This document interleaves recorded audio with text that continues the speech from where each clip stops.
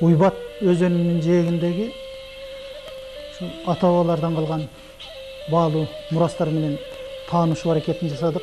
Албетте, мунун дагы учуру келгенде ар бир тамга, ар бир ошол балбал таштагы тарых таржымал жөнүндө өзүнчө кенен сөз кылууга арзыйт деп ойлойбуз. Эми сөздү жыйынтыктай тартып, дегеле ушул топтолгон таш бетиндеги жазуулар, таш бетиндеги маалыматтар келечек муундарга кандай таасирин берип, келечек муундар үчүн бул патриоттук тундумагы же болбосо бир улуу тарыхы бар элдин кулундары, урпактары экендигин сездирген бир багыт болуп береби, эскерткич болуп береби? Ушулар туурасындагы өзүңүздүн тарыхчы катары пикириңиз. Бул жалпы уйбаттагы эселиктер, жалпы Енисейдагы жазуу, бул илимде урун сымал жазуулар деген аты менен кирип калган жазуу. Бул кыргыздарга таандык экендиги эбак далилденген. Муну өз учурунда ушул Радылов, Томсен айткан бул ойду кийинки мезгилдеги Мааловдор өнүктүрүп келет. Биз ошол изилдөөлөрүбүздө жалпы 38 алфавиттен 34 кыргыз уруулук энтомалары менен толук далгелерин аныкталды. Бул болсо кыргыз уруулары өздөрүнүн энтомаларын ошол жазууну жаратууда толук пайдалангандыгын чагылдырып көрсөтөт.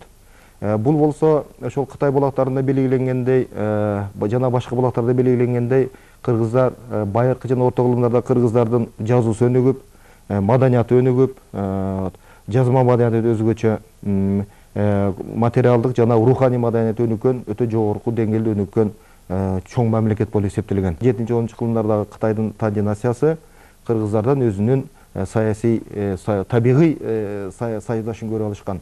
Бул албетте бул эселиктердин баары келечек муундар үчүн мааниси зор. Бул ошол Енисейдеги табылган жазууларды бул кайрадан окуп, жаңыдан кайра окуп, жаңы көз караш менен талкуулап чыгыш керек. Бул албетте бизден азыркы учурда буну окуган, окуй билген адистер бар.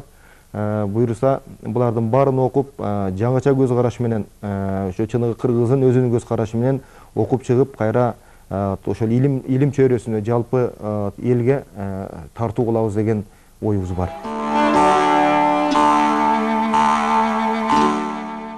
Рас, учуру келсе бул жерлер дагы иликтөөгө алынып, кыргыз мамлекеттүүлүгүнүн тарыхын бекемдөөгө керектүү маалыматтар табылар.